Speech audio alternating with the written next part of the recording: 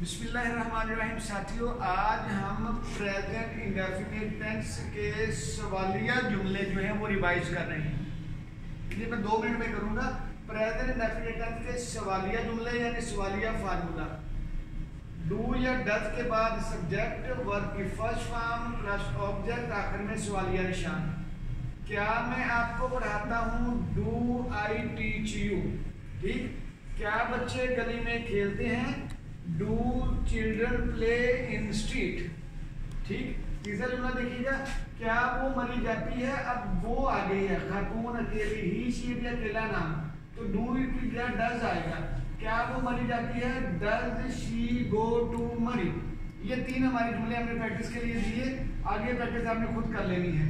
तीनों फार्मूलों को मैं इकट्ठे दे रहा हूँ। सादा फार्मूला, सब्जेक्ट वर्ब की फर्स्ट फॉर्म के साथ एस या ईएस का इजाफा प्लस ऑब्जेक्ट। मनफी फार्मूला, सब्जेक्ट डू या डज के बाद नॉट वर्ब की फर्स्ट फॉर्म प्लस ऑब्जेक्ट।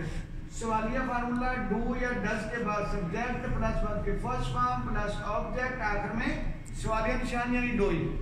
जज़ाकल्लाह।